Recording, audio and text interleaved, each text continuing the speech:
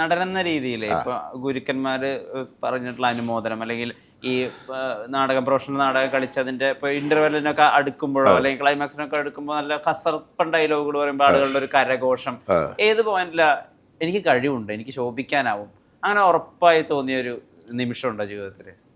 അത് അങ്ങനെ നിമിഷമുണ്ട്. ഒരിക്കലും ഞാൻ കലാനിലയ സ്ഥിരം നാടകവേദിയിലാണ് ആദ്യമായിട്ട് അഭിനയിക്കുന്നത്. അപ്പോൾ അന്ന് കലാനിലയത്തിൽ ചെന്ന് കഴിയുമ്പം അവിടെ എല്ലാം അതിപ്രഗത്ഭന്മാരായ പഴയ ആളുകൾ, നടന്മാർ, നടീനടന്മാരുള്ള സമയം. ഓച്ചിറ വേലിക്കുട്ടിയുടെ ഒപ്പം അഭിനയിച്ചിരുന്ന നടീനടന്മാരൊക്കെ അതിനകത്തുണ്ട് അന്ന് ആ സമയത്ത്. അപ്പോൾ അങ്ങനെ അവരുടെ കൂടെ ഒക്കെ സഹകരിക്കുമ്പം അന്ന് എനിക്കൊരു അവസരം കിട്ടി, ഒരു ക്യാരക്ടർ വേഷം അതിനകത്ത് ചെയ്യാനായിട്ട്. അത് രാമായണം നാടകമാണ്. അപ്പം അതിനകത്ത് ജനക മഹാരാജാവിൻ്റെ വേഷം എടുക്കുന്ന നടന് അത്യാവശ്യമായിട്ട് വീട്ടിൽ പോകേണ്ട ഒരു പ്രശ്നം. അപ്പം അങ്ങനെ വന്നു കഴിഞ്ഞപ്പോഴത്തേന് എനിക്കന്നേരം ഒരു 16 വയസ്സ് ഒക്കെ കാണുള്ളൂ. അപ്പം ആ സമയത്ത് അങ്ങനെ വന്നപ്പോൾ ഈ ഡയലോഗ് അത് തന്നെ ജനക മഹാരാജാവ് സീതയുടെ അച്ഛൻ രാമായണത്തിന് അത് ഇമ്പോർട്ടൻ്റ് ക്യാരക്ടറാണ്. അത് തന്നെ. പക്ഷെ അത് മേക്കപ്പ്, താടി, നരച്ച വിഗ്രഹമൊക്കെ വെച്ച് കഴിയുമ്പോൾ ഓക്കെ ആയി. അപ്പം പിന്നെ പോരാത്തിന് മേക്കപ്പ് മാനും ഒക്കെ ഉണ്ടല്ലോ അവിടെ വലിയ ഒരു സംരംഭമാണല്ലോ കലാനിലയം. അത് 200 ശിഷ്ടം പേര് ഉള്ള സമിതിയാണ്. കലാനിലയത്തിൻ്റെ ഏറ്റവും സുവർണ കാലഘട്ടമാണ് അത്.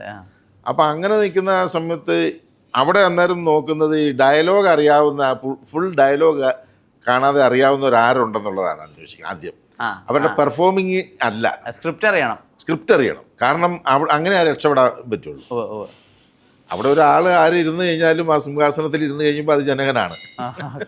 സമിതി അവതരിപ്പിക്കുന്ന അങ്ങനെ ഇതാണ്. പോരാത്തിന് ഈ കോട്ടും കാര്യങ്ങളും ഒക്കെ ഉള്ള എല്ലാം ഒക്കെ ഇട്ട് വരുമ്പോഴത്തേനും ഒരു സൈസ് ഉണ്ടായിരുന്നതാനും. അങ്ങനെ ആ ജനകൻ്റെ വേഷം ചെയ്തു.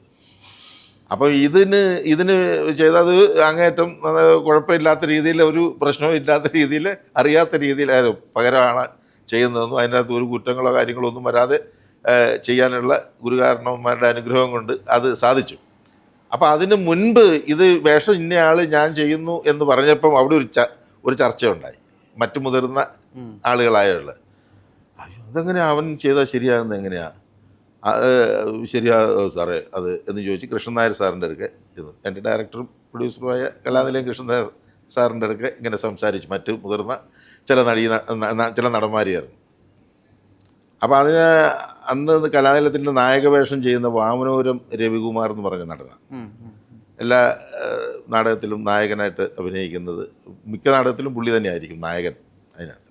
കാരണം പുള്ളി നല്ല ഗ്ലാമറും നല്ല ഇതുള്ള ഒരു നടനാണ്.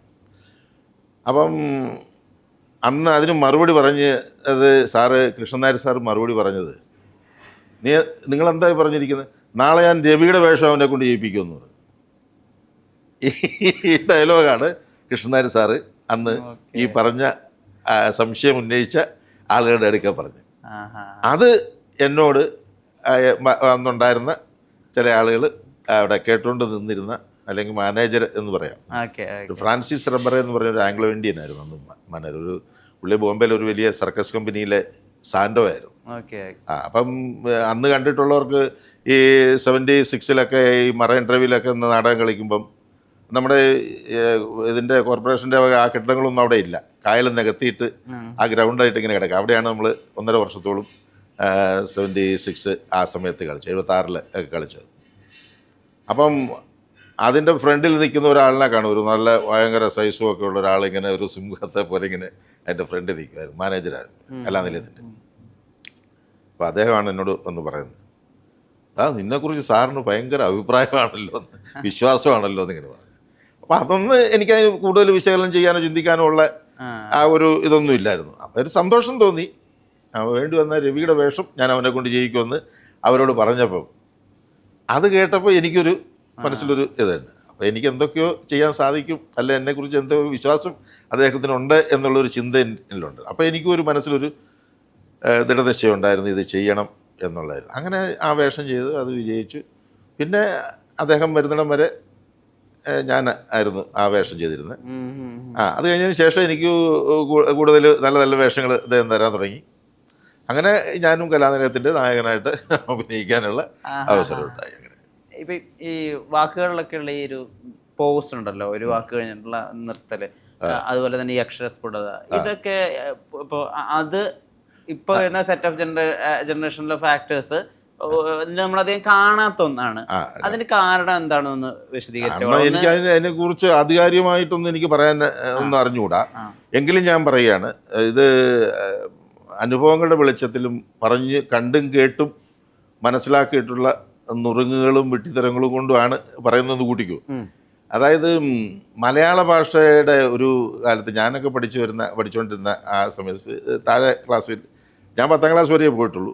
അപ്പോൾ അതിനകത്ത് 1ാം ക്ലാസ് മുതൽ ഇങ്ങോട്ട് വരുന്ന ഗ്രാമറിൻ്റെ ഒരു ഇതിലേക്ക് കടക്കുന്ന സമയത്ത് വളരെ കർക്കശമായിട്ടായിരുന്നു അന്ന് ഗ്രാമർ പഠിപ്പിച്ചിരുന്നത് സ്കൂളുകളിൽ. അപ്പം അതിനകത്ത് പേരച്ചം, വിനയച്ചം, മുറ്റുവിന അങ്ങനെയൊക്കെ പറഞ്ഞൊക്കെയുള്ള ഒരുപാട് സംഭവങ്ങളുണ്ട്. സംഭാഷണത്തിലെ ക്രിയാംശം മനസ്സിലാക്കി സംസാരിക്കുക. ഒരു വാചകം പറയുമ്പോൾ അതിനകത്ത് എന്തെങ്കിലും ക്രിയയുടെ ഇതുണ്ടോ, ആ ക്രിയയുടെ ഉണ്ടെങ്കിൽ അതിനായിരിക്കുമല്ലോ പ്രാധാന്യമായിട്ട് വരും. ക്രിയാകർമ്മം കർത്താവ്, കർത്താവ്, കർമ്മം, ക്രിയ, ഇങ്ങനെ ഇതിനെ ആസ്പദമാക്കിയാണ് അങ്ങനെ സംസാരിക്കാവൂ. ഒരു വാചകം പറയുമ്പോൾ അതിനകത്ത് ഏതിനാണോ ഡ്രസ്സ് ചെയ്യേണ്ടത്, ആ വിഷയത്തെ, ആ സിറ്റുവേഷനിൽ ഏത് വാക്കിനാണോ അവിടെ പ്രാധാന്യമുള്ള ആ വാക്കായിരിക്കണം ഡ്രസ്സ് ചെയ്ത് പറയേണ്ടത്, അല്ലെങ്കിൽ ആ കാര്യമായിരിക്കണം ഊന്നി പറയേണ്ടത്, അല്ലെങ്കിൽ അതിനൊരു ചെറിയ ഡ്രസ്സിങ് കൊടുക്കണം നമ്മൾ. അപ്പം അങ്ങനെ സംസാരിക്കുമ്പം കേൾക്കുന്നയാളിന് വ്യക്തമായിട്ടത് മനസ്സിലാകും. ഇപ്പം നീ എവിടെ പോകുന്നു എന്ന് ചോദിക്കുന്ന ഒരു ചോദ്യമാണ്. അതിൽ 3 വാക്കുകൾ ചേർന്നതാണ് ഒരു വാചകം. ഈ നീ എവിടെ പോകുന്നു, നീ എവിടെ പോകുന്നു. അപ്പോൾ ഇത് 3 സിറ്റുവേഷനിൽ വേണമെങ്കിലും ഉപയോഗിക്കാം, 3 അർത്ഥത്തിൽ ഉപയോഗിക്കാം. നീ എവിടെ പോകുന്നു എന്ന് ചോദിച്ചു കഴിഞ്ഞാൽ എൻ്റെ അർത്ഥം എന്താണ്? അപ്പോൾ നീ പോകുന്നതിലാണ് അവിടെ പ്രശ്നം. നീ എവിടെ പോകുന്നു അത് പറ. നീ പോകുന്നതിലാണല്ലോ ആ പ്രശ്നം. നീ എവിടെ പോകുന്നു, എവിടെയാണ്, നീ എവിടെയോ പോകുന്നതിനാണ് പ്രശ്നമുള്ളത്. നീ പോകുന്നതിലൊന്നും ഇവിടെ പ്രശ്നമില്ല, പക്ഷെ നീ എവിടെയാണ് പോകുന്നതെന്ന് പറയണം. അതാണ് അവിടുത്തെ സിറ്റുവേഷന് വേണ്ടത്. നീ എവിടെ പോകുന്നു അത് പറ. നീ പോകുന്നതിലാണ് വിഷയം അവിടെ. കണ്ടോ, ഇത് 3 സിറ്റുവേഷനിൽ പ്രയോഗിക്കേണ്ട ഉച്ചാരണ രീതിയാണ്, അല്ലെങ്കിൽ പ്രസൻറ്റേഷൻ മോഡുലേഷനാണ്. അപ്പോൾ ആ സിറ്റുവേഷനിൽ ആപ്റ്റായിട്ട് വരുന്ന ഏതായിരിക്കും എന്ന് പ്രഥമ ദൃഷ്ടിയ നമ്മളത് കേൾക്കുമ്പോൾ തന്നെ മനസ്സിലായാൽ നമുക്ക് അതേ വരുള്ളൂ മനസ്സിൽ. ഈ പുസ്തക വായന അല്ലെങ്കിൽ വായനാശീലം ഉണ്ടായിരുന്നു? വായനാശീലം ഉണ്ടായിരുന്നു. ഇപ്പോൾ ഈ അടുത്ത കുറേ കാലങ്ങളായിട്ടൊന്നും വായനയൊന്നുമില്ല. ഇത് നാടകത്തിന് വേണ്ടിയിട്ടുള്ള വായനയായിരുന്നോ അതോ? അല്ലല്ല, എനിക്ക് നോവലുകളെക്കാട്ടിലും ഒക്കെ എല്ലാം കൂടുതൽ ചരിത്ര സംഭവങ്ങൾ, ചരിത്ര പുസ്തകങ്ങൾ, ഗവേഷണങ്ങൾ, അങ്ങനെ ഇതുപോലെ സാഹസികമായ ഓരോ യാത്രകൾ, അങ്ങനെയൊക്കെയുള്ള കാര്യങ്ങളിലുള്ള പുസ്തകങ്ങളാണ്. അക്കാഡമിക്ക് ഇതിലായിട്ടുള്ള, കാരണം നമുക്ക് കൂടുതൽ പഠിക്കാൻ കഴിയാഞ്ഞുകൊണ്ട് അക്കാഡമിക്കലായിട്ടുള്ള കാര്യങ്ങൾ കുറച്ചറിഞ്ഞാൽ നന്നായിരിക്കും എന്നുള്ള മനസ്സ് തോന്നൽ വന്നുകൊണ്ട് അങ്ങനെയാണ് ഞാൻ ഈ ബുക്കുകളൊക്കെ വയ്ക്കുന്നത്. പിന്നെ ഈ ഇന്ത്യൻ സാഹിത്യത്തിലെ പല അക്കാഡമിക് അവാർഡ് കിട്ടിയ പല കൃതികളും ഉണ്ടാവും, നോവലുകളാണെങ്കിലും. അതെ, അപ്പം അത് അങ്ങനെയുള്ള പുസ്തകങ്ങൾ, അതിൻ്റെ വിവർത്തനം, മലയാള വിവർത്തനം ഉണ്ടെങ്കിൽ അത് വാങ്ങിച്ച് ഞാൻ DC ബുക്സിൻ്റെ ഗോൾഡൻ ഇതിലുള്ള ഒരാളാണ്, മെമ്പറാണ്. അപ്പം അങ്ങനെ ഒക്കെ ഞാൻ ഒരിക്കലും ചെറിയ ലൈബ്രറി ഉണ്ട്. അപ്പം അങ്ങനെ ഒക്കെ വായിക്കുമായിരുന്നു.